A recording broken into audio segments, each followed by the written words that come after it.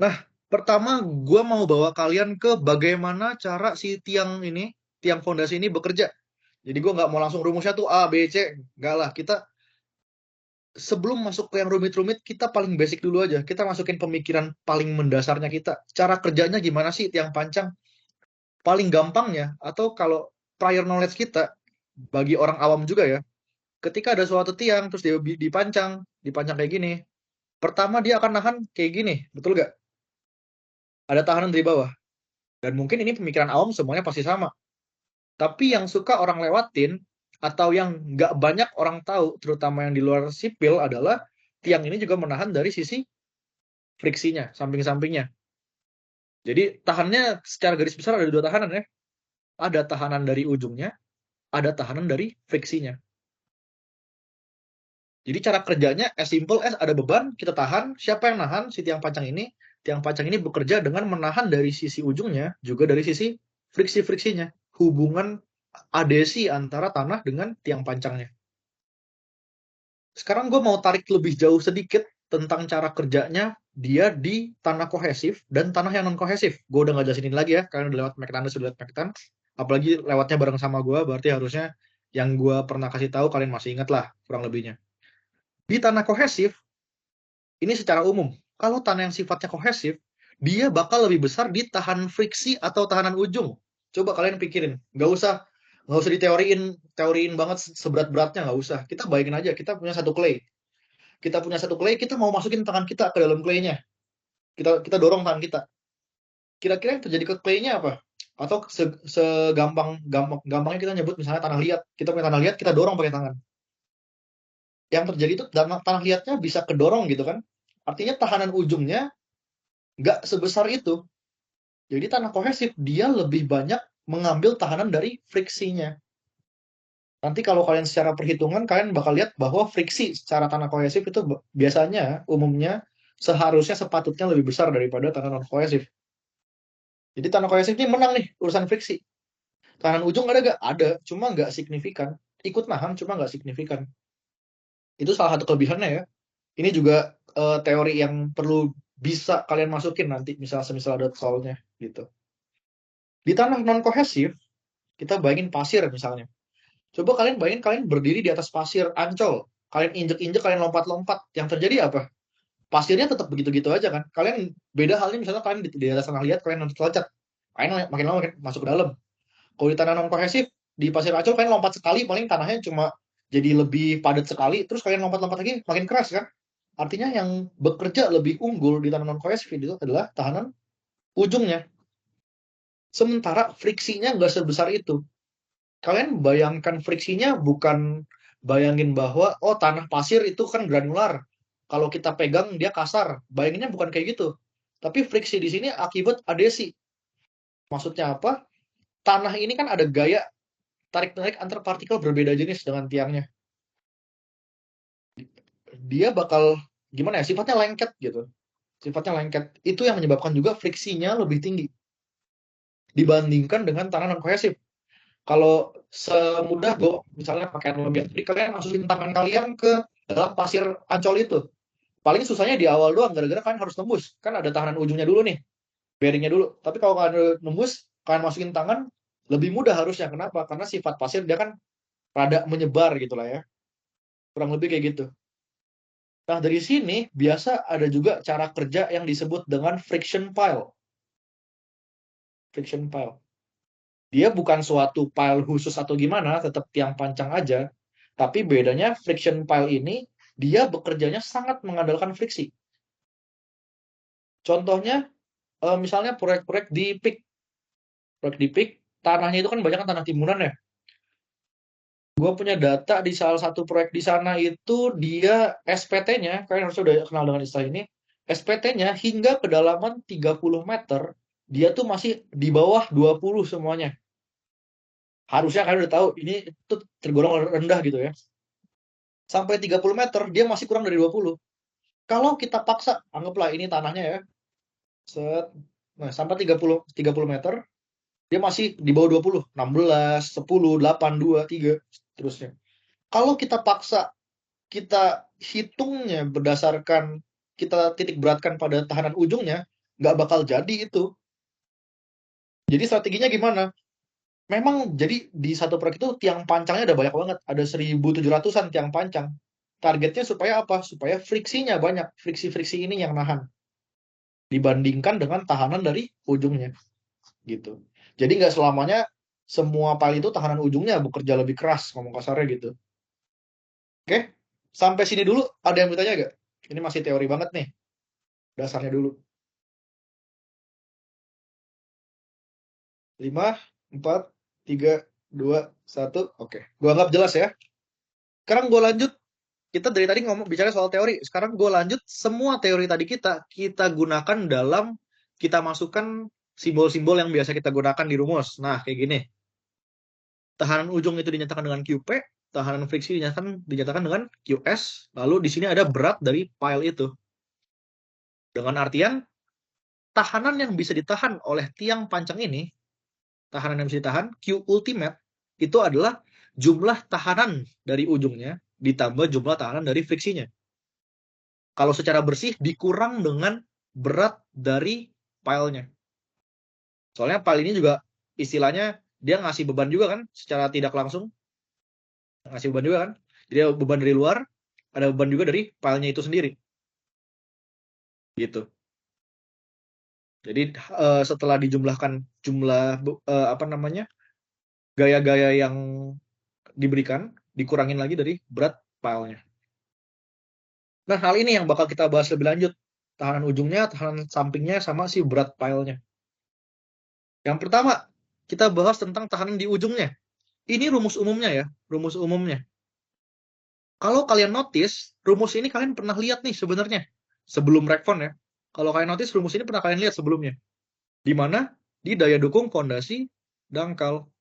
Daya dukung fondasi dangkal. Kalau kalian notice kan pernah lihat ini nih. Jadi yang mau gue kasih tahu apa? Sebenarnya yang kita bahas daya dukung, ya rumus daya dukung itu aja. Cuma yang berubah adalah siapa yang bisa dianggap tidak ada, siapa yang harus di-concern lebih besar sebagai macamnya. Jadi ini basicnya sebenarnya kurang lebih sama aja kayak yang daya dukung fondasi dangkal. Cuma nanti detailnya gue bakal bahas lebih lanjut. Ini tentang yang daya dukung ujungnya ya. Sekarang yang friksi. Yang friksi rumusnya kayak gini. Atau gini, yang ujung dulu. Concern utamanya di apa? Di luasannya. Kenapa? Karena yang menahan dari ujung adalah, yang berkontak langsung dengan ujung adalah luasan pile di bawah ini. Ya kan? Luasan pile ini yang nahan langsung ke tanahnya. Jadi tahanan ujung, kita pasti ada rumus luas di sana. Luas dari pile-nya. Sementara kalau friksi, kita bicara soal kulit dari pile-nya. Selimut dari pile ini. Jadi kita bicara soal perimeter kelilingnya. Keliling selimut dikalikan dengan apa? Ini adalah unit friction. Unit friction. Satuan-satuan dari, jadi ibaratnya gaya gesek yang ada di antara tanah itu, di sisi tanah itu dinyatakan dengan satu angka, satu nilai gitu, diekuivalenkan dengan satu nilai, dan bekerja sepanjang L, sepanjang tiangnya gitu. Gambarannya gitu ya. Jadi kalau kalian notice juga, ini ya kayak kita mencari keliling atau mencari luas selimut dari suatu tabung. Kalau kalian ingat dulu pelajaran misalnya SMP SMA, cari luas selimut tabung gimana? Keliling alas dikali dengan tinggi. Sama aja kan kayak ini, keliling alas, keliling perimeter dikali dengan L sepanjang tiang. Tingginya juga kan. Dalam artian kita menemukan luasan dari selimutnya dikali nanti dengan unit friction. Gitu, esensi dari rumusnya. Nah, kalau berat pile ini sih nggak diajarin secara langsung ya. Tapi biasa gue masukinnya kayak gini. Gamma dari jenis pilenya biasa beton 24 kN per M pangkat 3 dikali volume. Ya, volume ini hitung aja luas lingkaran kali tinggi. Luas lingkaran kali tinggi kan dapat volumenya sekian kan? Luas lingkaran kali tinggi. Dapat volumenya dikali 24, nanti dapat berat pilenya. Biasanya ini nggak signifikan. Makanya ada beberapa yang mengabaikan. Tapi ya itu balik lagi ke pengerjaan kalian atau dosennya mintanya gimana gitu ya. Kalau gue biasanya kayak gini. Meskipun nanti pilenya yang kita bicarakan soal spoon pile yang tengahnya bolong gitu ya. Kalau gue sih lebih konservatif, gue tetap anggap ini ada isinya aja. Jadi gue tetap dengan ini kali ini. Nggak usah gue kurangin yang dalam lagi. Balik lagi kita bicara soal mekanika tanah, kita nggak bicara soal matematika di sini. Ya, matematika sebagai tools kita, cuma nggak yang harus detail banget matematikanya. Jadi kalau kita dapat hitungan yang lebih konservatif, gue menganggap ini tetap beton gitu kan, walaupun dia kosong gue tetap menganggap beton, itu kan lebih konservatif dibandingkan gue bener-bener hitung, oh dia berlubang segala macamnya gitu. Oke, sampai situ dulu. Ada yang mau ditanya gak?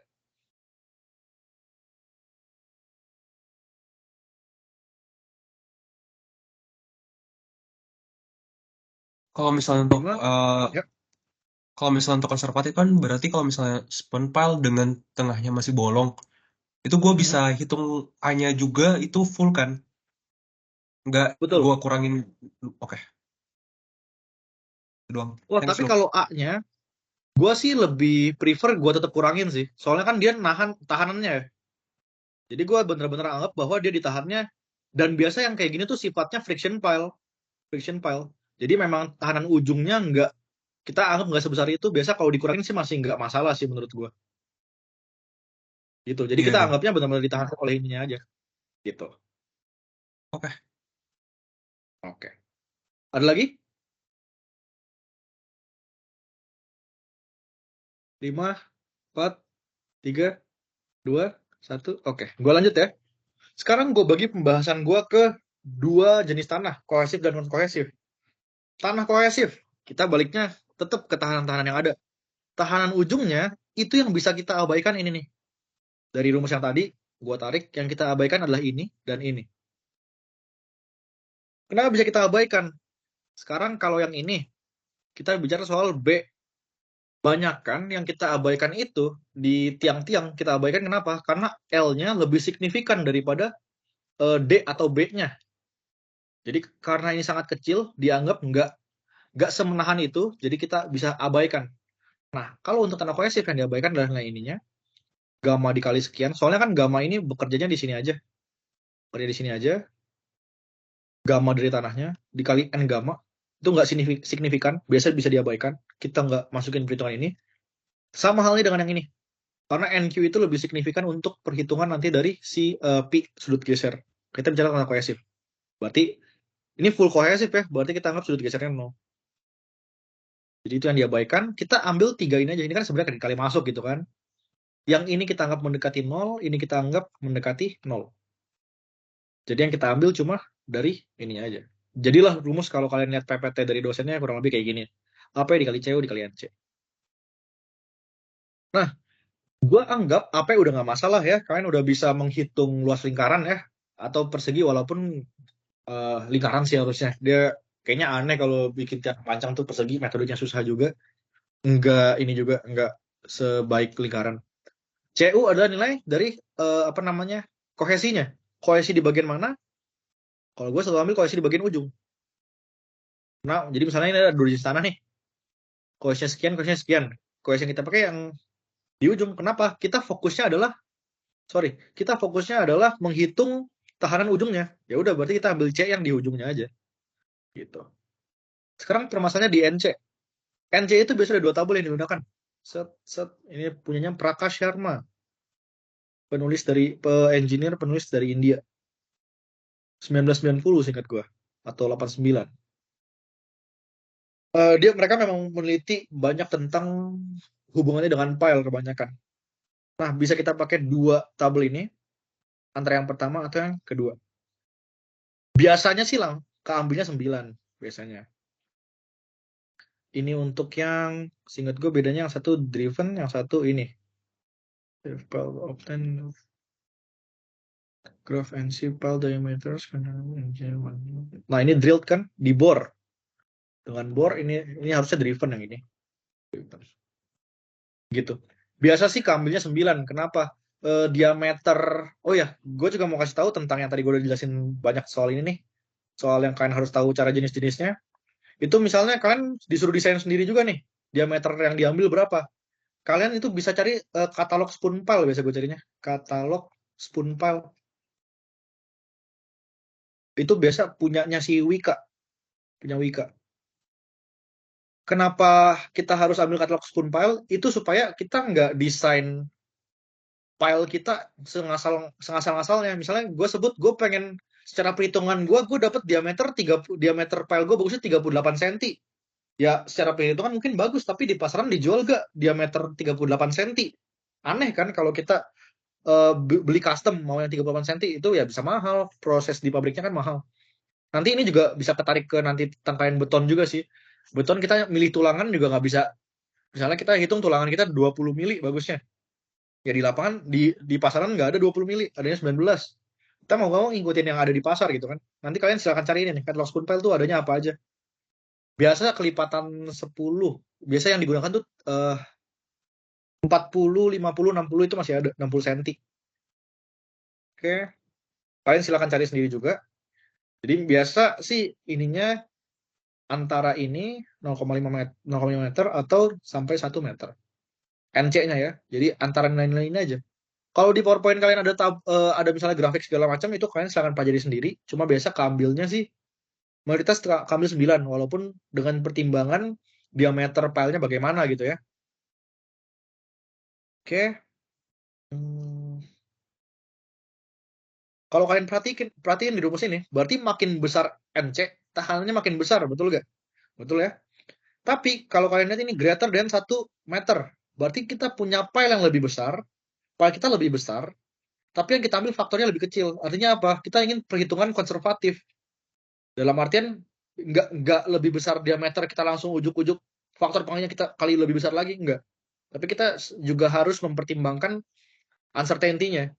Itulah mengapa walaupun makin besar tapi faktor pengalinya kita kecilin. Karena kenapa? Di AP-nya ini pasti lebih besar, masih lebih besar. Kalau N-nya lebih besar lagi takutnya angkanya besarnya jadi membuat kita terlalu pede gitu, overconfident sama desainnya gitu.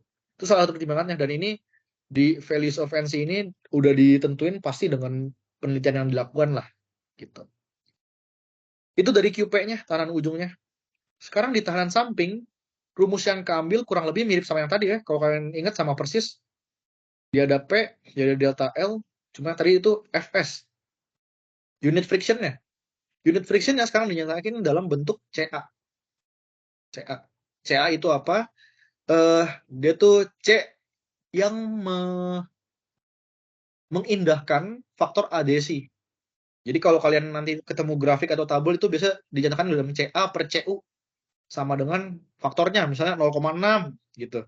Artinya apa? Nilai CA-nya adalah 0,6 dikali CU. Jadi ntar suatu faktor dikali CU, basically gitu. CA itu suatu faktor dikali dengan CU. Gue breakdown satu persatu di bagian ini. Pertama yang gue bahas tentang LE-nya.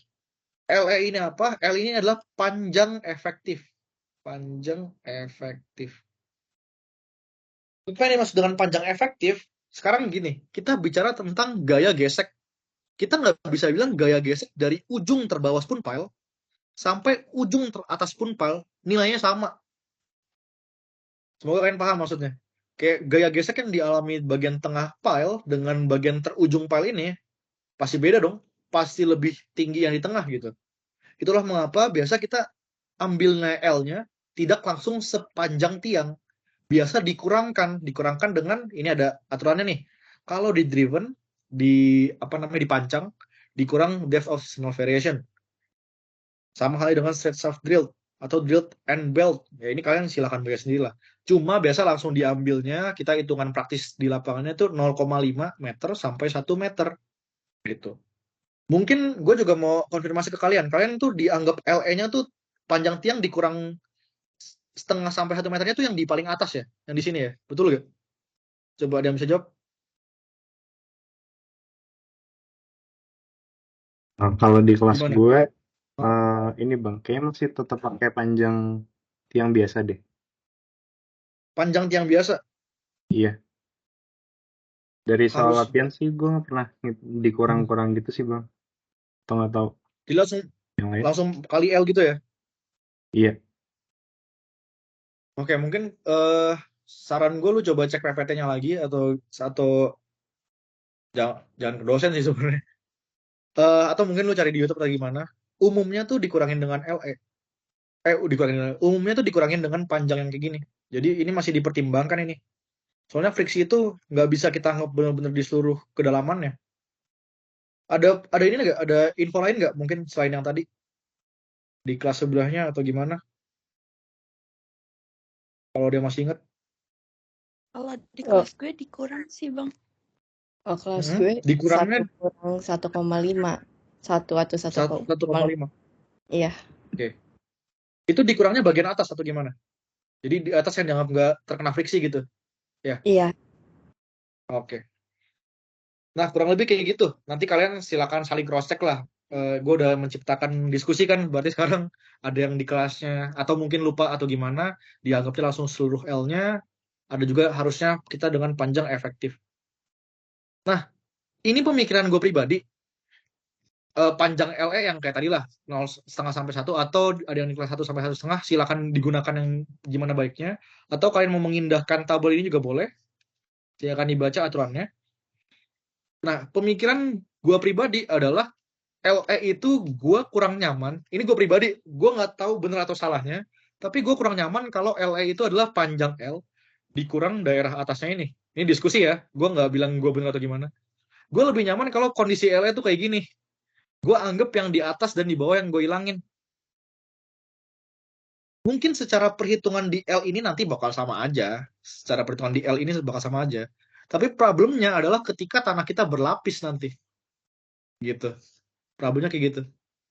Kalau yang tadi kita ilanginnya bagian atas doang, kayak gini, dan tanah kita berlapis gini, berarti kan kita nggak menghitung friksi yang di atas sama sekali. Kita nggak menghitung friksi kita yang di atas sama sekali, tapi kita hitung, dan C di sini ya, tapi kita hitung C yang di bagian sini dan C yang di bagian ini secara full. Sementara kalau dari cara pandang gue baginya kayak gini, berarti ada sedikit friksi di sini, dengan L-nya ya, L-nya sepanjang ini aja, yang gue pertimbangkan. Ada friksi yang di sini yang gue pertimbangkan, dan ada friksi sampai batas ini aja yang gue pertimbangkan. Ini pemikiran gue pribadi, dan pengerjaan gue dulu kayak gini, gitu. Tapi mungkin dosen lebih nyaman atau lebih mudah lah ya, mikirnya adalah kayak gini, dan mungkin perubahan dari nilai QS akhirnya pun nggak beda signifikan, karena berubahnya tipis gitu ya. Itu ya gue balikin lagi ke kalian. Ini cuma gue ngembangin diskusi aja, bahwa cara pandang gue lebih kayak gini. Jadi LE-nya tuh nggak ngilang bagian atas. Gue bagi dua, ngilang bagian atas sebagian, ngilang bagian bawah sebagian. Begitu. Itu pembahasan tentang LE. Sampai sini dulu ada yang mau ditanya?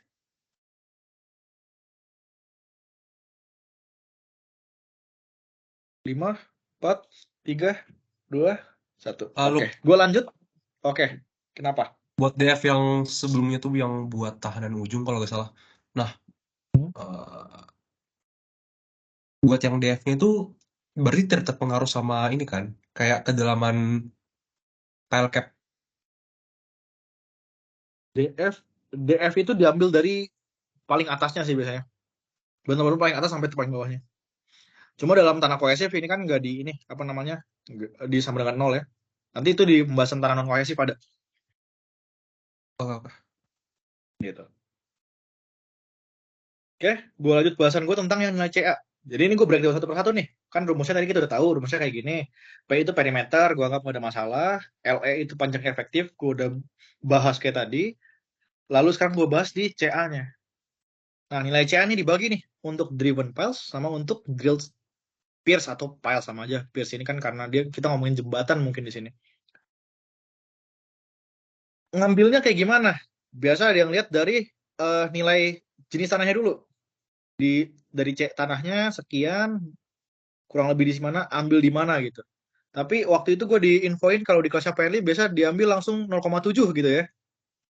Asumsi 0,7 ini dapat dari mana? Dari sini sebenarnya kurang lebih. Kita lebih umum menggunakan filenya jenis konkret biasanya. Jenis konkret dibandingkan steel. Kalau untuk pembahasan ini ya, mekanika tanah ini ya, rekayasa fondasi ini. Dan kalau kalian lihat, steel piles itu lebih rendah sedikit lah, kurang lebih. Itu perbedaannya ada di sini, tipis memang. Jadi kita ambil jalan tengahnya. Di sini tuh konkret juga, si steel juga. Sebenarnya kan ini titik putus-putus ini berlangsung gitu kan, tetap lanjut. Atau ada juga yang ngambil biasa 0,6. Basisnya ini nih, 0,6.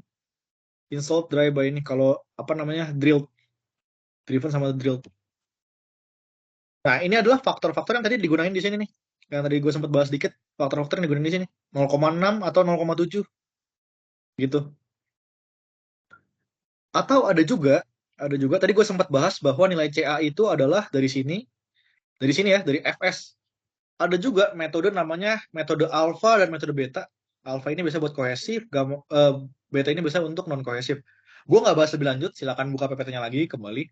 Tapi ada juga yang langsung FS ini dia tuh langsung alpha dikali CU dan alfanya diberikan di soal. Gue pernah nemu soal yang kayak gitu, ya udah lebih enak lagi, kalian nggak usah pikirin apa diagram yang tadi. Kalian langsung ambil, dikasih tahu alfa sama dengan 0,3, langsung masuk berarti 0,3 kali CU. Urusan FS beres, urusan perimeter tinggal hitung, urusan LE tinggal tadi yang dikurangin tinggi sekian tinggal dikali. Oh ya, sama kalian nggak usah takut sama permasalahan sigma ini ya. Sigma ini cuma menandakan bahwa ini sepanjang tiang aja. Jadi basically ya tinggal dikali. Ini kan delta L. Ini maksudnya apa? Kalau tingginya berubah, L-nya berubah-ubah, ya kalian hitung masing-masing. Berarti ini CA dikali L yang di sini, ditambah CA dikali L yang di sini, ditambah CA dikali L yang di sini, begitu. Jadi nggak usah pusing banget ini sigma maksudnya apa ya, dijumlahin aja. CA dikali L di sini, CA dikali L di sini, CA dikali L di sini. Gitu. Oke, jadi kalau gue mau jabarin ini sebenarnya P dalam kurung CA dikali delta L yang pertama, ditambah CA dikali delta L yang kedua, tambah CA dikali delta L yang ketiga, gitu. Atau biasa, ini langsung kalau misalnya nggak dikasih tahu alfa atau sebagai macamnya, biasa diambil 0,6 atau 0,7 dengan pertimbangan yang tadi gue udah sampaikan. Gitu, untuk tanah kohesif. Ada yang bertanya nggak? Jadi kalau kalian lihat ini faktornya yang tadi gue sebut ya, CA per CU ya, faktor dia. Ini juga, apa ini, CA per SU harusnya ini, kalau gue mata gue nggak jelek. Jadi itu faktor aja. Oke, 5, 4, 3, Gue lebih karena 2, pengen pastiin sih sesuatu. Kan kalau misalnya yang boleh? diajarin di kelas gue itu agak beda yang pakai langsung alpha CU kan. Nah, Hmm? berarti kalau untuk LE itu yang untuk LE itu bukan L pas delta L ini kan, tapi lebih ke arah LE yang pas kita pakai untuk cari uh, yang di bawah ini, yang Tomlinson. Ya gak sih? Yang, kenapa? Kenapa? Jadi LE ini pengaruhnya tuh bukan ke, kalau misalnya kita pakainya rumus yang alpha CU itu gak perlu pakai LE kan? Atau dipakai juga? Tetap dikali L kan? Berarti tetap kali LE. Tetap kali LE sebenarnya. Ngomong kasarnya, kalau kita benar-benar cuma alfa kali CU, nggak dikali L lagi, kita cuma punya perimeter sama ini, berarti panjang tiang nggak ngaruh dong. Kalau gue pasang tiang yang cuma 2 meter sama gue pasang tiang yang 20 meter sama aja dong. Gitu, tetap dikali. Nah, maksud Jadi gue si kayak, alfa ini ngaruhnya cuma bentuk C-nya. maksudnya kayak apakah dikali L atau dikali LE juga? Oh, harusnya tetap dikali LE sih. Kita mengindahkan panjang efektif itu. Karena balik lagi ke tadi, nggak semua bagian file kena friksi. Cuma kalau lu misalnya punya PPT atau penjelasannya yang secara cetak gitu yang bisa gue lihat, nanti bisa coba bahas ke gue sih. Kalau mungkin itu bener yang lu sampein, mungkin gue juga kurang tahu berarti. Gitu. Oke, thanks. Oke. Itu ya. Gue lanjut ke tanaman kohesif. Dengan pembahasan yang sama kayak tadi, kita breakdown satu persatu. Tahanan ujungnya dulu. Jadi kalau tanaman kohesif, bener-bener C-nya 0 ya. Tahanan ujungnya, dari rumus yang tadi, dari rumus dasar yang tadi, sekarang yang hilang apa? Nilai C dan nilai yang di tengah tadi. Ini baik lagi karena L sama D atau B-nya ini bedanya signifikan. Jadi cenderung ini dianggap nggak ada. Lalu ini kan urusannya sama kohesinya dianggap 0, ya udah berarti mati kan, 0. Ini mendekati 0. Jadi yang kita indahkan cuma gamma DF dikali NQ. Gamma DF ini adalah ya gamma dikali H itu apa? Tekanan kan? Tekanan vertikal efektif. Masih ingat ya kayak gini tinggal gamma dikali H ya. Gamma dikali H. Terus ini luas sama masalah kita di NQ sekarang. Cara tegangan efektif gue nggak jelasin lagi. Kalian udah masuk sampai rekon, berarti asumsinya bahwa kalian udah ngerti. Sekarang bahasan kita tentang NQ. Kalau kalian perhatiin nilainya udah ada di sini. Nilainya udah ada semua. Kalau misalnya di antara gimana kita dapatnya P-nya misalnya 27. Di sini kan ya udah interpolasi aja, interpolasi linear aja gitu. Jadi kalau Prof. Wijoyo juga sering bilang kalau di urusan-urusan tanah tuh, urusan geoteknik tuh kita tuh biasa nggak ada akar rotan pun jadi. Ya udah, kalau kita nggak ada datanya, kita pakai data yang atau merujuk ke datanya aja yang bisa kita gunain apa? Salah satunya ya di interpolasi kayak gitu. Gitu. Betul atau salah, nggak ada yang tahu. Tapi itulah cara terbaik yang bisa kita lakukan, ngomong kasar gitu. Nah, gue nggak mau cuma bahas mentah bahwa NQ ya udah kalian tinggal pakai, enggak. Tapi gue mau bawa kalian ke pembahasan yang lebih jauh sedikit, bahwa kalau kalian perhatikan driven sama drilled yang lebih besar adalah driven, betul gak? Driven lebih besar-besar nih dengan nilai sudut geser yang sama, driven lebih besar-besar dibandingkan dengan drilled. Artinya apa?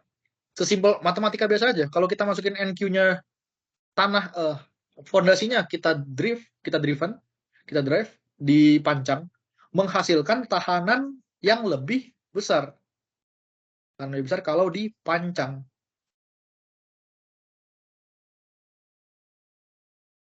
Ini gue kurang tahu, tapi gue beberapa kali dengar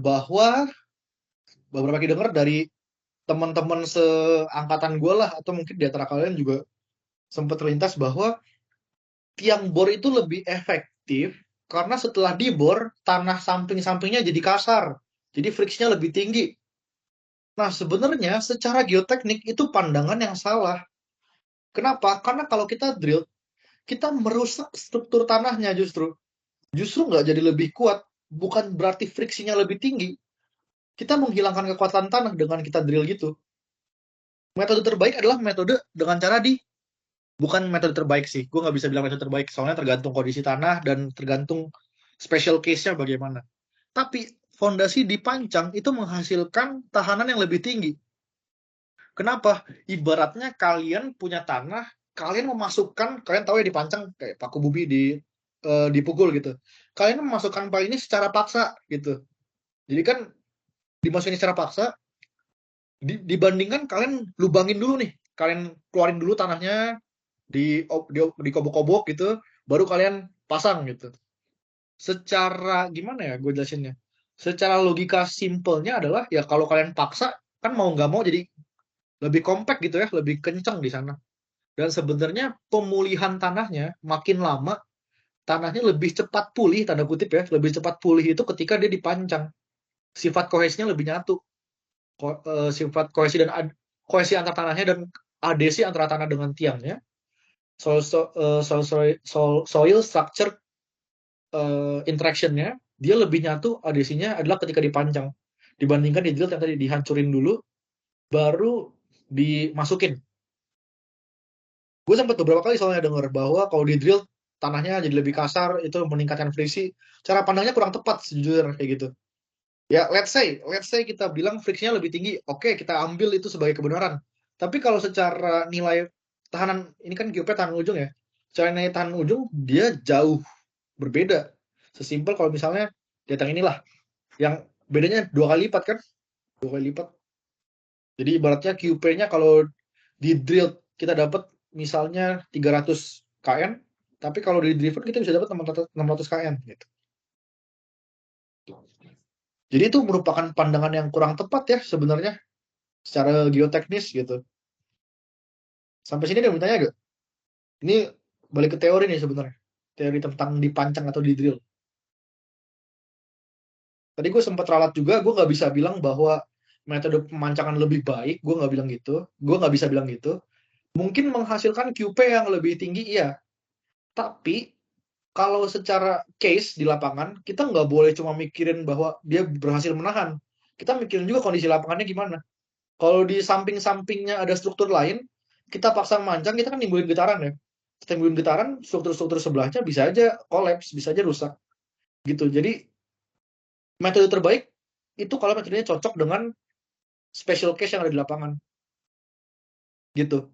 Jadi drill juga bisa lebih baik, lebih efektif, karena dia lebih cepat, lebih nggak ada getaran, lebih nggak bising. Oke, ada yang bertanya dulu sampai sini?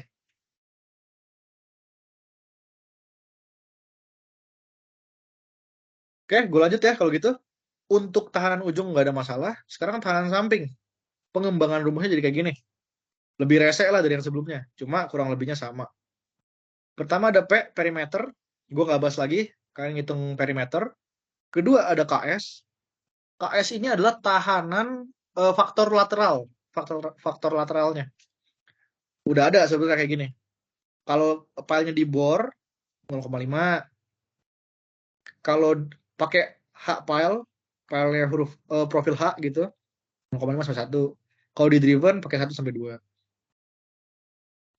Biasa sih gue ambil kalau nggak 0,5 pakai 1 aja lah buat jawaban ujian.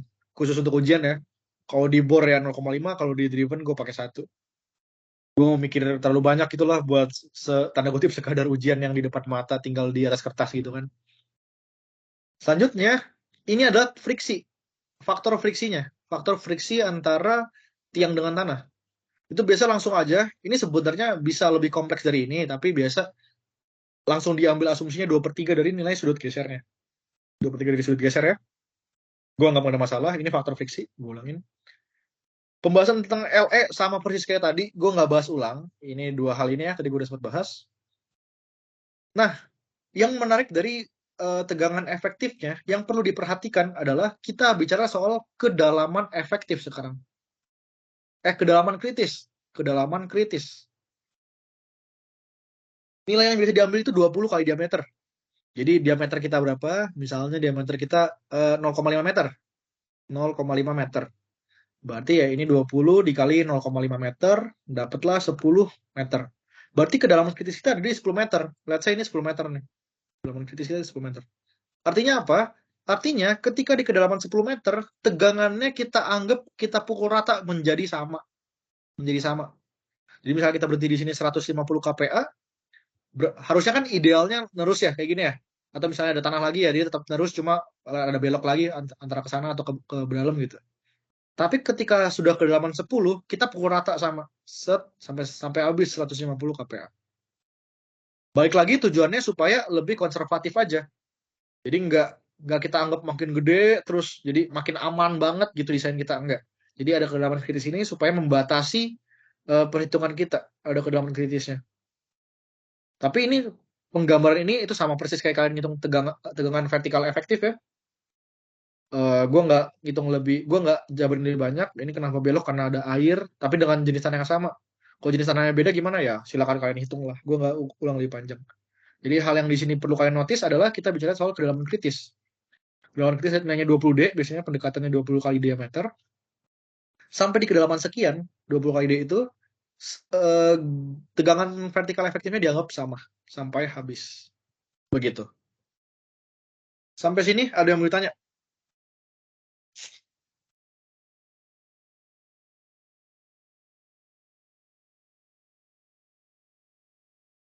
Lima, 4, 3, 2, 1. Oke. Gua anggap udah clear. Sekarang gimana kalau kasusnya tanahnya berlapis? Ya kalian silakan gunakan semua rumus dan aturan yang sudah diberikan. Strateginya gimana? Strategi awalnya adalah kita tentuin LE-nya dulu. Itu untuk membatasi perhitungan kita. Yang kedua, kita tentuin kedalaman kritisnya dulu. Supaya kita nggak usah repot-repot ngitung misalnya tanahnya berlapis, kita udah ngitung di sini, ngitung di sini lagi, ngitung di sini lagi, ngitung di sini lagi. Biar kita nggak usah repot-repot ngitung kayak gitu, kita batasi dengan ZC dan di kedalaman sekian, misalnya kayak tadi kedalaman 10 meter, ya udah kita nggak usah ngitung lagi ke bawahnya, langsung dipasang lurus aja. Jadi kita udah dapet tegangan efektifnya. L-nya udah kita tentuin, Z-nya udah kita tentuin, lakukanlah dengan rumus-rumus yang tadi. Tahanan friksi, berarti kan sekarang friksinya yang diterima, kalau kita ikutin yang L-nya di sini ya, berarti friksinya yang kalian hitung di sini, friksi di sini, dan friksi di sini. Tahanan ujungnya yang kita hitung adalah tahanan ujung yang di sini. Kohesif atau non-kohesif, ya tergantung tanahnya. Misalnya yang di sini clay, ya kalian hitungnya dengan yang kohesif. Kalau misalnya di sini sand, kalian hitungnya dengan yang non-kohesif. Kayak gitu. Jadi walaupun digabung-gabung ya tetap dengan prinsip yang sama, tahanan friksi atau tahanan ujungnya. Jadi gue tulis ini atau ini atau ini, tergantung jenis tanahnya. Oke, gitu ya. Cara perhitungannya sama persis, nggak ada yang berubah walaupun tanahnya berlapis-lapis. Gitu. Oke, gue bakal masuk ke diagram grup tiang. Checkpointnya di sini. Ada yang bertanya dulu gak? Dari semua pembahasan sebelumnya.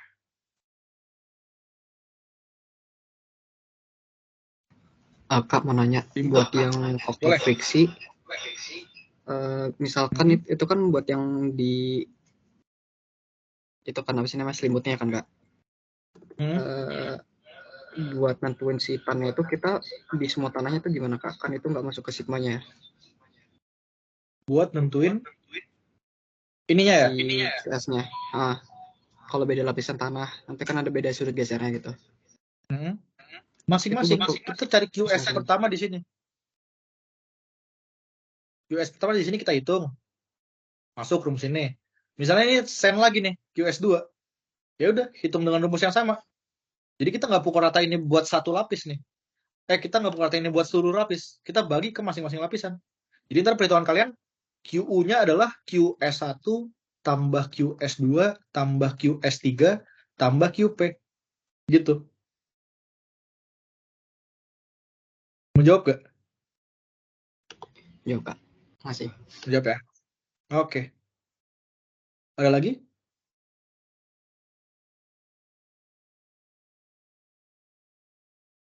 Lima, 4, 3, 2, oke. Gue lanjut ke daya dukung grup tiang. Kenapa kita perlu grup tiang? Cara mikirnya sangat sederhana. Kita punya gaya sekian. Misalnya gue punya gaya 3000 kN. 3000 kN. Tapi setelah kita hitung dengan yang tadi, kita dapat nilai QU-nya nih. Kita udah hitung, dapat nilai QU ya. QU yang ini kita udah peroleh. Sama kayak biasa lah. QU itu kita bagi dengan FS. Buat dapat Q izin ya. Q izin itu QU bagi FS atau FK. FK-nya 2,5 misalnya. Atau dikasih tahu berapa silakan. Dapat nilai, misalnya gue dapat nilainya 2000 kN. Ya dengan logika sederhana, tiang gua mampu menahan 2000 kN. Tapi beban struktur gue 3000 kN. Nggak nahan dong, runtuh dong. Solusinya gimana? Salah satunya kita menggunakan grup tiang. Dan ini lebih umum untuk digunakan sih. Walaupun semisalnya V-nya itu misalnya dibalik nih, jangan dibalik deh. Misalnya V-nya gue tetap 3000, tapi setelah gue melakukan perhitungan, pancang gue mampu menahan 4000. Menang kan sebenarnya izinnya, mampu menahan 4000. Tapi lebih umum digunakan adalah tetap at least 2x1. At least tetap 2x1. Tujuannya apa? Kestabilan. Ya kalian bayangin aja rumah, terus bawahnya pancangnya cuma kayak gini. Kan secara mata juga kita nggak nyaman ya liatnya. Gitu. Secara mata kita juga kayak aneh gitu kan, ada yang kurang gitu. Jadi paling umum digunakan sih grup tiang sih paling umum digunakan.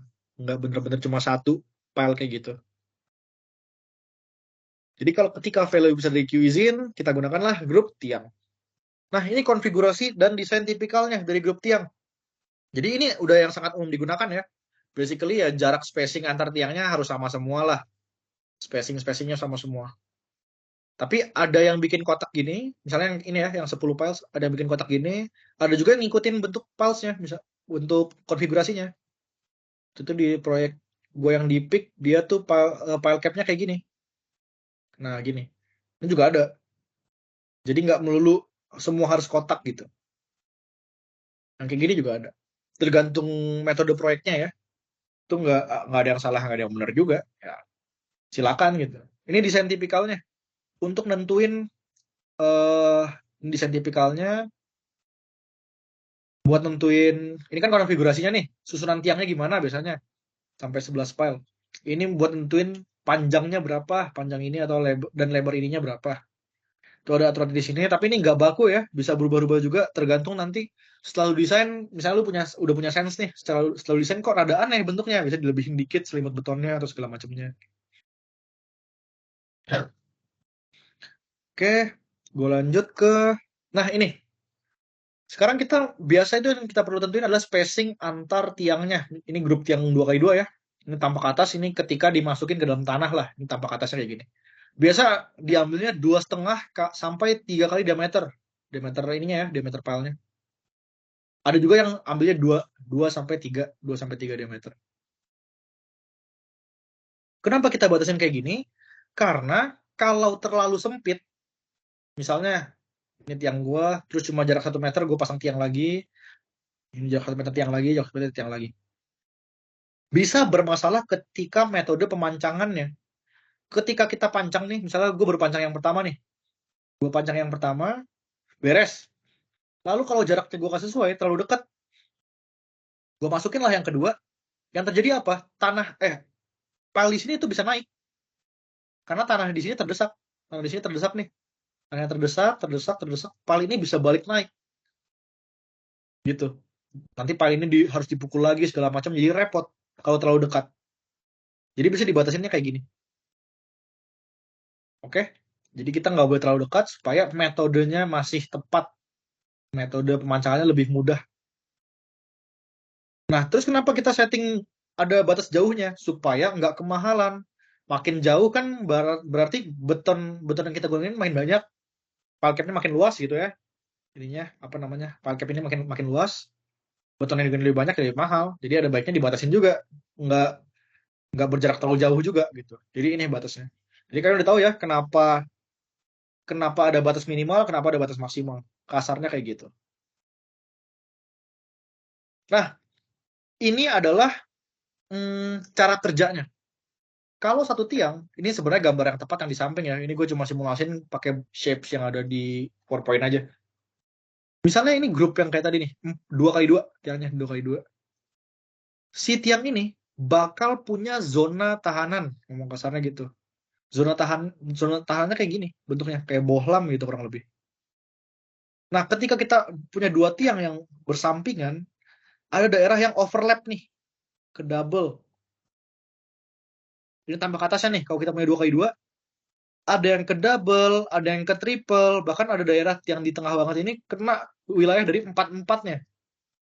Kena zona overlap dari keempat pile-nya. Dengan demikian, ada yang disebut dengan efisiensi. Artinya apa? Artinya, kalau tadi gue misalnya udah hitung nih, Q izin gue, misalnya tadi 2000. Gede banget sih ini. Ya udah nggak apa ya, contoh aja. 2000 KN misalnya. Sekarang karena gue bikin grup tiang, gue punya 4 tiang, gue ngitung kasarnya 4 kali 2000 KN. Artinya tiang gue bisa nahan 8000 KN. Nah, bukan kayak gitu pemikirannya. Kayak gini benar, cuma ada faktor lagi karena ada zona overlap ini. Dikalikan lagi harusnya dengan efisiensinya. Jadi efisiensi itu karena ada zona-zona yang overlap. Jadi nggak serta-merta tiang kita ada 4 tinggal kali 4, tapi perlu lagi dikali dengan efisiensinya berapa. Gitu. Ini sebenarnya kalau kalian ini rumusnya kalian kali kayak biasa itu kan berarti efisiensi di eta dikali n banyaknya tiang dikali QU, atau gue lebih nyaman pakai Q izin sih sebenarnya, sama dengan Q dari grupnya gitu. Jadi Q grup ini n dikali QU banyaknya tiang dikali Q izinnya dikali efisiensi. Sampai sini ada yang bertanya gak?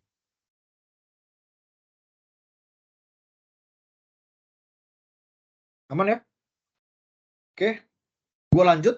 Ini juga ini gue kasih teori gambarannya lagi lah biar lebih lengkap gitu. Kalau kalian lihat di sini, secara single file yang ketahan kan kayak gini nih. Zona yang dipengaruhi. Kalau grup mikirnya tuh bukan kayak gini. Bukan berarti dia jadi di sini ada kayak gini, di sini ada kayak gini, di sini ada kayak gini, bukan. Tapi mereka jadi satu kesatuan. Gitu. Sama kayak ini. Masing-masingnya menahan, tapi mereka juga menjadi satu kesatuan. Gitu. Ini kurang lebih gambaran kayak tadi. Gitu ya. Jadi sekarang kita udah punya grup tiang yang mana mereka satu kesatuan. Tentuin efisiensi gimana? Kalau gue lihat soal-soal sebelumnya sih biasanya efisiensi langsung dikasih tahu gitu. Efisiensi 0,7 atau 0,8. Biasanya langsung dikasih tahu. Tapi kalau nggak dikasih tahu kita bisa tentuin pakai rumus converse Labar. Rumusnya gimana? Ini biasanya 90-nya di bawah sini sih. 1 minus theta per 90. Nah, baru sampingnya n-1m ditambah m-1n. Bagi mn.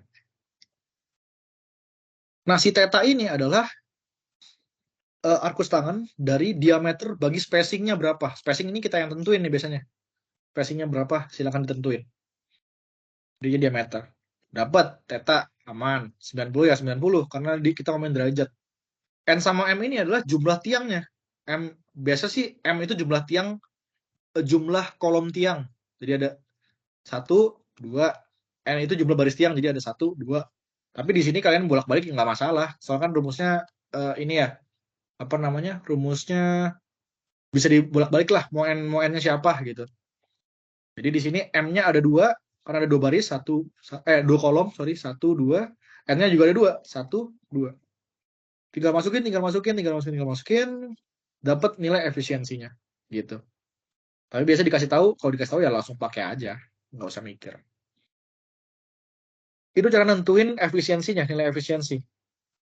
Sekarang kita juga perlu tahu tipe kegagalannya bagaimana. Tadi kan kita udah bicara bahwa file kita udah disatuin dalam satu grup. Kemungkinan kegagalannya ada 2, sebenarnya ada 3. Gue bahas dulu yang 2 paling umum terjadi adalah block failure, kegagalan blok. Atau satu kesatuan tiang itu satu yang udah jadi satu, mereka keseluruhannya kegagalan, atau individual masing-masing. Entah file yang di sini, entah file yang di sini, atau dan sebagainya. Sebenarnya ada satu lagi tuh row failure. Jadi satu baris aja yang runtuh gini, ini runtuh gitu. Cuma biasa kita anggapnya dia satu kesatuan sebagai blok gitu. Jadi gue bahas 2 yang paling utama aja ya, blok sama individual. Nah dari sini kalian harus tentuin kemungkinan kegagalannya itu yang terjadi individual atau blok. Tentuinnya gimana? Nah sekarang gue udah punya info kayak gini nih. Kalian udah nggak asing ya sama ini. Ini adalah jumlah tiang dikali Q-nya dikali efisiensi. Berarti dapat nilai Q grup dari hasil perhitungan efisiensinya. Nilai ini akan berbeda dengan nilai kalau kita hitung grup satu kesatuan langsung. Beda ya. Ini kita hitung per masing-masing tiang dikali efisiensi. Ini dihitung grup secara satu kesatuan langsung. Oke, ini kalau kalian baca, ini adalah total bearing capacity of pile in groups. Kalau ini ultimate bearing capacity of the group pile. Jadi of the group pile langsung. Kalau nilai ini yang kita hitung masing-masing tadi, dia lebih besar daripada nilai kita hitung grup secara langsung, itu namanya kegagalan blok. Logikanya, kita ngitung grup nih, grupnya lebih rendah daripada kalau kita nahan secara single. Berarti grupnya yang kemungkinan lebih berkemungkinan untuk gagal dong. Itu disebut dengan block failure. Satu lagi ya sebaliknya aja. Kalau kita ngitung secara perhitungan single yang kayak tadi, yang kayak gini, secara single kalau kita hitung, dia lebih rendah daripada kegagalan blok yang mungkin terjadi. Berarti dinamakan dengan kemungkinannya adalah individual failure. Jadi ini kemungkinan kegagalannya aja. Gitu. Ada blok, ada individual. Cara nentuin individual failure yang kayak tadi, efisiensi kali jumlah tiang dikali gayanya. Tentuin yang blok adalah silakan makan rumus ini. Nah, CU dikali NC, gue nggak bahas lagi. Nah, ini ada B bar kuadrat. Ini sebenarnya luas, ini sama aja kayak tadi. Sebenarnya kalau kalian perhatiin ini rumusnya sama persis kayak tadi. AG, A grup. Tapi sekarang luas yang dihitung adalah luas. Kalau kalian lihat ini misalnya konfigurasinya kayak gini nih. Grupnya adalah yang ini. Kita nggak hitung sampai ininya apa namanya selimut betonnya. Jadi bener-bener daerah yang ada tiangnya. Kalau gue coba di gambar yang gue ini tadi, dia tuh kayak gini. Luasnya tuh kurang lebih yang ini. Nah, luas yang ini yang kehitung. Luas yang ini. Tapi kita nggak usah mikirin, oh berarti kan di sini ada seperempat lingkaran, ngitung luasnya ribet dong. Ya nggak usah, kita ngitung, kita anggap aja ini sebagai persegi atau persegi panjang gitu. Itu masih diperbolehkan lah. Balik lagi kita nggak matematis banget di sini. Kita cari jalur termudah, terefektif. Jadi udah ini sebagai B bar nih. Ya. Ini B bar. Ini karena dia persegi, ini juga B yang sama. Makanya itu kenapa dia kuadrat. Tapi kalau misalnya tiang gue cuma 6, ya dia nggak B kuadrat ya. Berarti kalian hitunglah luas ini. Luas ini dikali luas ini.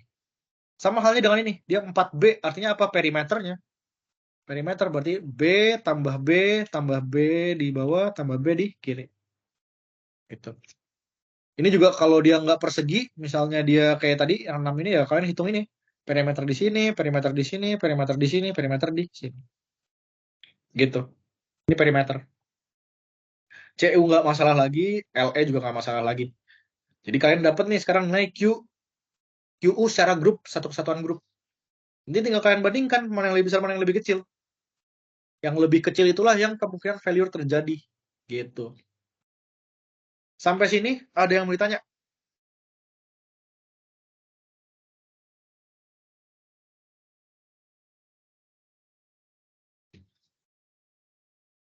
5, 4, 3, 2. Oke. Gua anggap clear soal grup tiang. Yang terakhir, cepet kan hari ini, gua mau bahas tentang penurunan tiang. Ini juga materinya cepet banget sih sebenarnya. Yang pertama, kondisi dia floating atau ngambang. Kondisi ngambang, jadi dia filenya ini nggak sampai rigid stratum, nggak sampai daerah zona yang lebih keras, dia masih ngambang. Kita bisa gunakan rumus penurunan ini. PI per ES dikali D. D ini diameter ya. Ya ini kalian lihat gambar sini aja sih. D-nya diameter, P-nya gaya aksial yang diberikan, ES-nya adalah modulus yang biasa diberikan. Kalau nggak diberikan, kalian silakan lihat lagi tabelnya, tabel modulus yang kasarannya berapa. Nah, ini adalah faktor-faktornya. Jadi kita kalian faktor-faktornya ada siapa aja. Kalau untuk yang floating, dia ada faktor akibat tiang kondisi incompressible. Jadi kondisi tiang sebagus-bagusnya incompressible. Tapi kan namanya tiang pasti kompresibel ya, makanya dikali faktor-faktor lain. RK ini adalah faktor koreksi tiang yang dengan kompresibilitasnya. RH ini adalah faktor koreksi kedalaman layer di atas bearing. Artinya apa? Artinya faktor kedalaman yang sini nih. Faktor kedalaman sini. Satu lagi faktor koreksi Poisson ratio, kondisi tanahnya. Poisson ratio gue nggak jelasin lagi ya. Dan ini semua P kan nggak ada masalah. P kita tahu gaya aksialnya berapa. ES juga ES modulus tanah kita diberikan atau kita tahu dari tabel. D diameter pile. Berarti masalah kita cuma di I kan? Kita hitung masing-masing ini. Dan masing-masing ini udah punya tabelnya masing-masing. I 0 sekian, RK sekian, RV sekian, RH sekian. Ya kalian silakan kerjakan lah. Dari sini nih. Garis ini berarti tip diameter per top diameter. Gua nggak bahas lagi. Misalnya, ini kan gini. Tip itu yang di bawah, top itu yang di atas. Kalau kita gunakan file tiang yang sama, nggak lebih besar atau lebih kecil gitu, karena dia filenya kayak gini. Ini juga ada. Berarti karena sama, dia kan satu. Ya udah kita gunakan lah garis yang satu. Lihat di sini L per D. Kalau kalian lupa L itu apa, D itu apa, lihat aja ke sini. L itu adalah panjang tiangnya, D itu adalah diameternya. Masukkan. Mana yang paling cocok, tarik, dapat faktor ke sampingnya berapa. RK juga sama. Ini L per D, silakan gunakan lah nilai L per D-nya dan nilai K-nya segala macam. Nilai K ini adalah nilai dari K itu faktor, gue lupa juga. Bentar ya.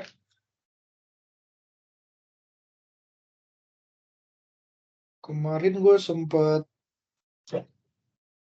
K.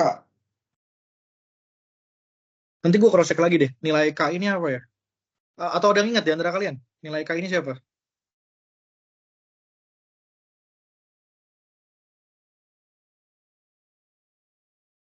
K 100 ke 200 itu di sini ada gak?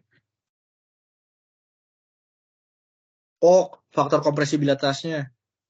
Ini kan RK, K-nya punya si kompresibilitasnya. Harusnya diberikan. Ya, K itu diberikan. K-nya sekian. Karena kita nggak bisa ngukur. Ini nggak diukur. Biasa harusnya dikasih tahu. Nilai kompresibilitasnya sekian. Dari sana, misalnya, kita tahunya, kita mencari RK ya. Misalnya kita tahunya bahwa dia 35. Garisnya nggak ada kan? Bukan 35. 35, kita silakan cari di sini. L per D-nya, yang gue ngomongin. L per D-nya misalnya 35. Di sini nggak ada kan? Ya sama seperti ilmu-ilmu Mektan pada biasanya, ya ambil aja. Kalau tengah sini kan berarti dia 37,5, berarti kurangin dikit. Gue anggap aja gue punya garis semu di sini. Ya silakan gunakan kayak gitu.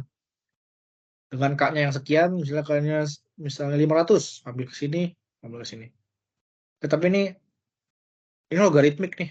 Logaritmik. Jadi kalian pinter-pinter lah makin samping atau gimana, makin dibuat lebih samping dikit atau gimana. Karena ini logaritmik ya.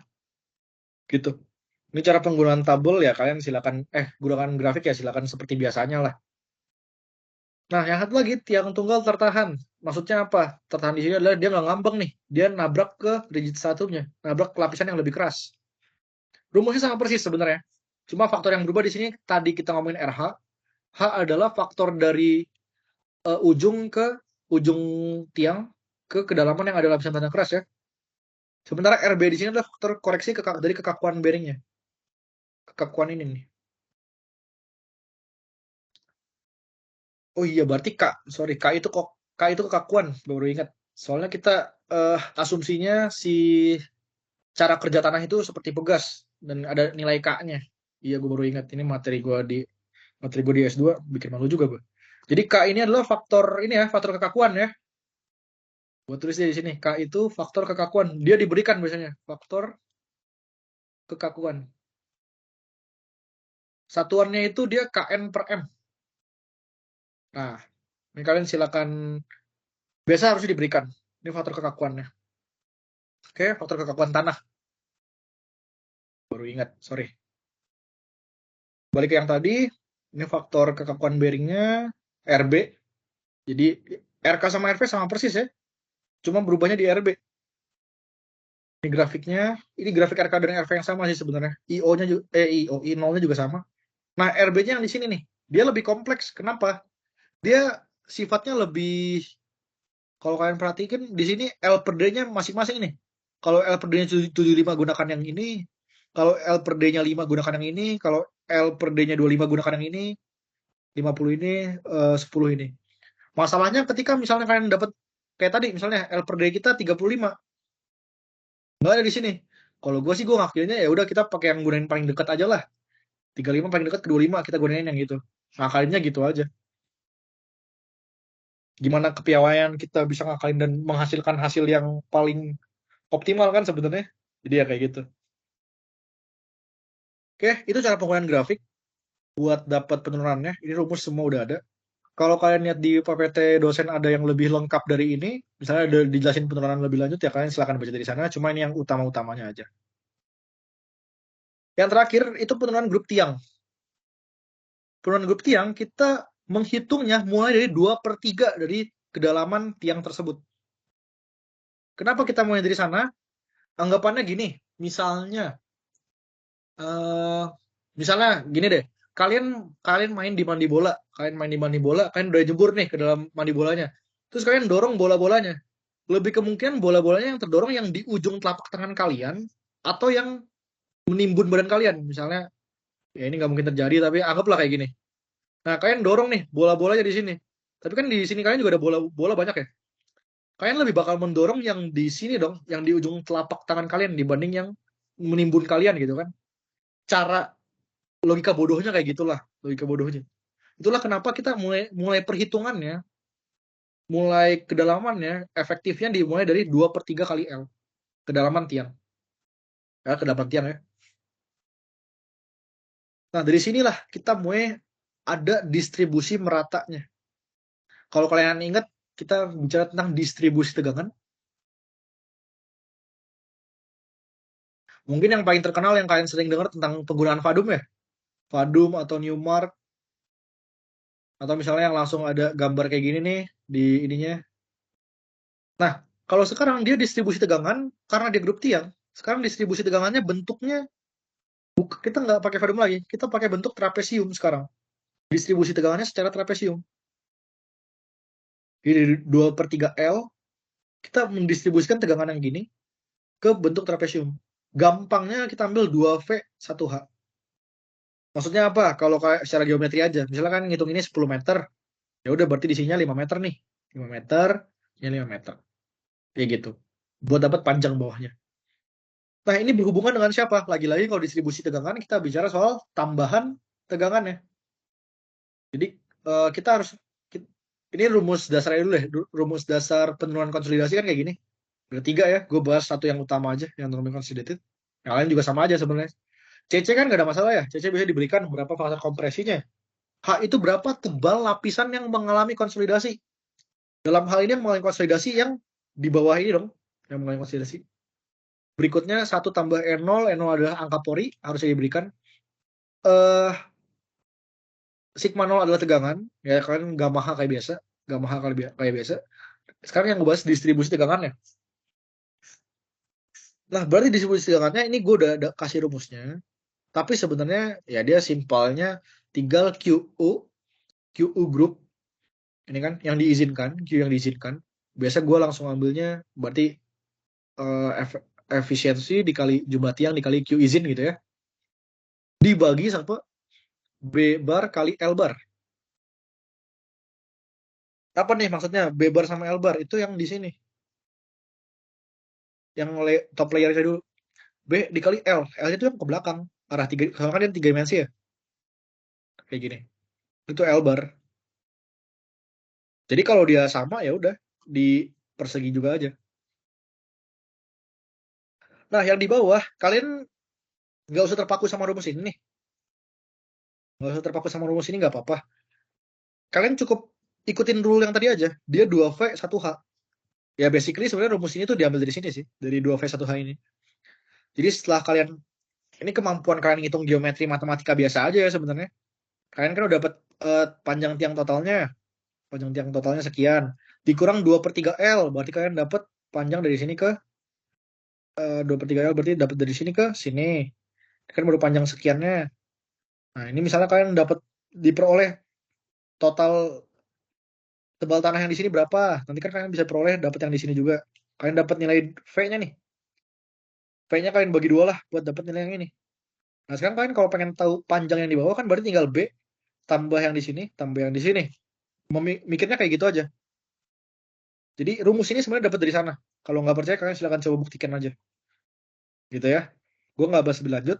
Ini juga sama. B-nya ini B ditambah H-2L ini berarti tambah yang samping tambah yang samping. Sama. Dia tuh kan jadinya kayak gini. Itu jadi trapesium. Dia juga sama. Ini L bar tambah yang sini, tambah yang sini. Kalau dia persegi ya udah berarti dia hasil angka yang sama. Gitu. Berarti kita sekarang udah dapat yang di atas, udah dapat yang di bawah. Ditambahin dibagi 2. Gitu. Berarti Q yang atas tambah Q yang bawah bagi 2. Dapatlah tambahan tegangan. Nah, sekarang ini apa namanya? Tegangan biasanya. Ini tinggal gamma kali H kan basically. Cuma gamma kali H dari tanah yang mengalami konsolidasi. Sekarang kalau ada 2 tanah kayak gini. Ada yang tanah yang warna lebih muda sama ada tanah yang warna lebih gelap. Ngitungnya gimana? Sebenarnya sama aja. Sebenarnya kita harus bagi 2 hitungan berarti. Kita hitung konsolidasi yang ada di sini dulu. Berapa? Berikutnya baru hitung konsolidasi yang ada di sini dulu berapa. Kita jumlahin. Caranya gimana? Berarti ada 2 SC di sini. Oke? SC yang di sini ya dengan rumus yang sama. Tegangan totalnya berarti kita ambil yang di tengah-tengah sini nih. Kan ini tanah satu lapis ini ya, ketebalannya sekian. Gue pakai warna lain deh. Satu lapis gini, ambil tengah-tengahnya berapa, kita hitung gamma kali H-nya. Gamma kali H dari atas ya, ini tambah sampai sini. Dapat tegangan sini. Sekarang tambahan tegangannya, yang kayak tadi, kita hitung B kali L yang di atas, lalu kita cari yang di sini. Cari yang di sini. Tadi yang sebelumnya gue jadi itu kalau tanahnya cuma satu lapis sebenarnya. Sorry banget gue timpa di sini biar lebih cepet aja. Jadi kita hitung yang di atas, B kali L yang di atas, ditambah dengan, di sini kan ada B, tambah yang ini ya, tambah sini berarti. Terus kali 2. Kali yang ini juga hal yang sama. Dapat distribusi tegangannya nih, dijumlahin bagi 2. Dapat konsolidasi yang atas, SC yang atas. Berikutnya SC yang bawah, ya udah kalian hitung yang ini. Gua kasih warna lain, misalnya hijau. Kalian hitung ini berapa, berarti kan sama kayak yang sebelumnya ya. Ditambah yang di bawah sini. Ditambahin bagi 2. Nah, sekarang yang di bawah ini, tegangan sigma nolnya berapa? Berarti kan ambil yang di tengah nih. Ambil yang di tengah. Dengan cara yang sama aja. Berarti tegangan di sini, tambah tegangan di sini, tambah tegangan di sampai yang sini. Gitu. Kalau misalnya dia, ini kan kalau asumsinya dia 2 kali 2 ya. Kalau misalnya dia 2 kali 1 doang. Soalnya gue sempet bikin kunci jawaban tuh 2 kali 1. Cara pikirnya sama, cuma lebih kompleks.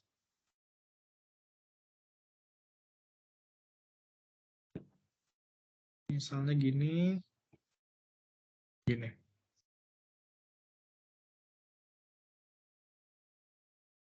Ya. Anggap 2/3-nya di sini. 2/3 L-nya di sini. Gini.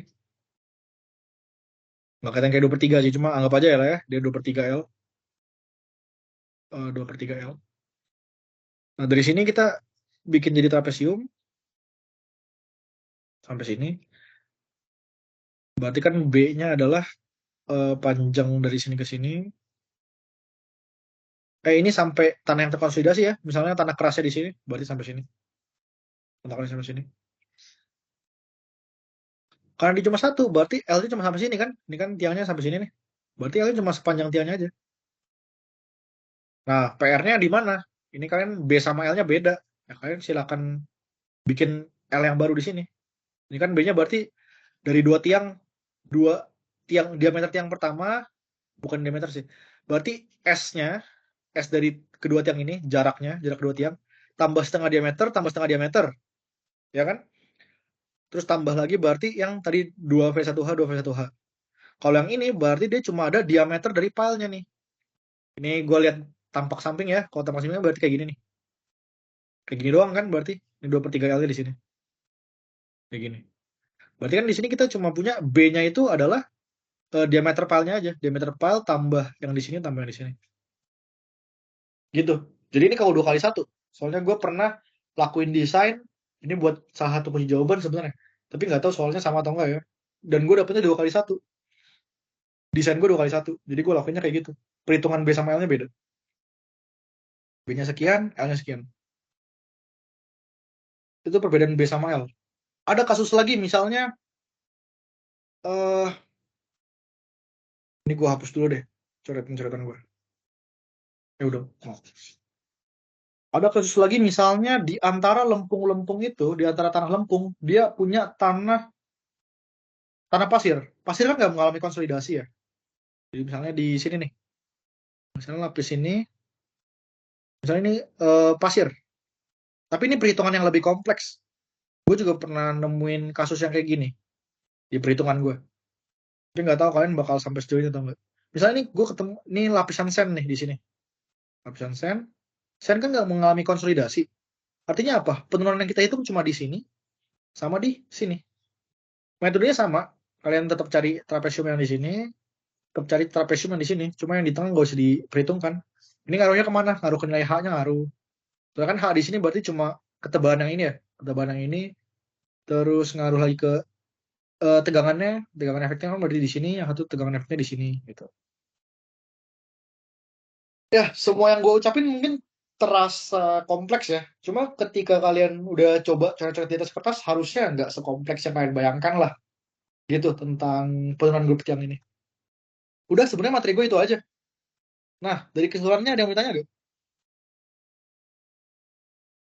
Bang, mau nanya dikit bang. Iya. Itu tadi yang dinilai normal consolidated itu kan ada H. H itu tadi dari mana sampai mana ya bang? Kalau misalnya contohnya ini bagian bawah filenya nih ada di lapisan tanah yang kedua nih. Terus berarti H-nya tuh misalnya gini. Iya, terus gitu filenya cuma sampai situ. Terus berarti H-nya itu tetap sampai tanah keras atau gimana bang? Iya. Jadi basically H ini adalah H ini mungkin kalau kalian lihat buku langsung ditunjuk H yang mana. Tapi bahasa dari gue, teori dari gue adalah H ini adalah tanah yang mengalami konsolidasi. Tebal tanah yang mengalami konsolidasi. Yang kemungkinan mengalami konsolidasi. Jadi kalau kayak gini, dia mulai dari sini. Ini soal baik dari soal gue ya. Kalau distribusinya mulai dari sini, yang mengalami konsolidasi siapa aja? Dia mengalami konsolidasi kalau tengahnya pasir. Jadi H itu basically tebal tanah yang mengalami konsolidasi aja. Gitu. Kebayang nggak maksud gue? Bayang bang. Oke bang. Bayang ya? Ada lagi? Jadi nggak usah lu pusing-pusing mikir, oh H dari ketinggian tiang diapa-apain. Nggak usah. Kita cukup batasi teori kita bahwa H itu adalah tanah yang mengalami konsolidasi. Misalnya, let's say gue punya kayak gini, gini. Terus ini, misalnya gue punya set. Misalnya ini clay, ini sand. Sampai tanah keras. Terus distribusinya 2/3 L. Startnya di sini. Startnya di sini. Sampai sini. Berarti penurunan konsolidasinya berapa? 0. Karena kemungkinan yang mengalami konsolidasi siapa? Nggak ada di sini. Sampai tanah keras. Kan sen itu nggak bisa mengalami konsolidasi. Gitu. Penurunan segera mungkin dialami, jadi bisa ngitungnya pakai yang ini, tiang tunggal antara tertahan atau enggak yang floating. Tapi kalau secara konsolidasi, saya nggak mau konsolidasi, berarti di sini nggak ada. Kalau misalnya kayak tadi, misalnya gue punya kayak gini, terus misalnya di sini gua ada clay, di sini gua ada sand, di sini gua ada clay, sand, misalnya gini ya, clay, sand, clay, terus ada keras. Terus misalnya 2/3 L-nya mulai dari sini, 2/3 L-nya mulai dari sini.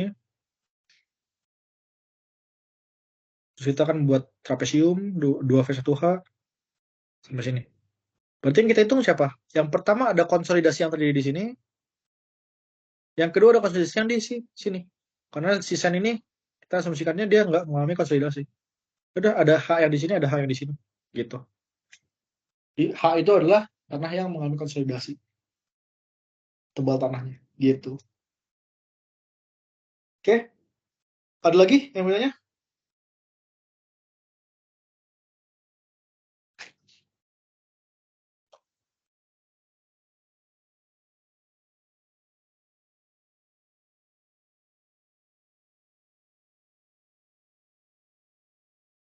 Oke, gue hitung 5 detik. Kalau nggak ada yang tanya, berarti bisa gue cukupin meeting hari ini. 5, Bang, mau nanya 4, lagi bang. ya, boleh. Tadi delta sigma tuh pakainya rumus yang ada di bawah itu ya bang, yang ada 2 itu.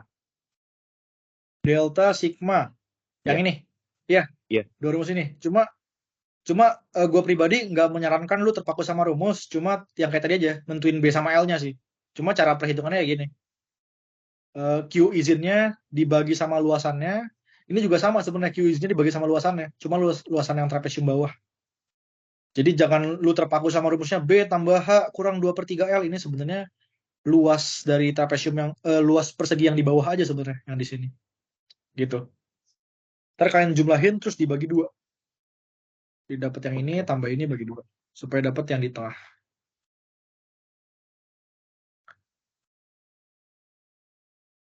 Ada lagi?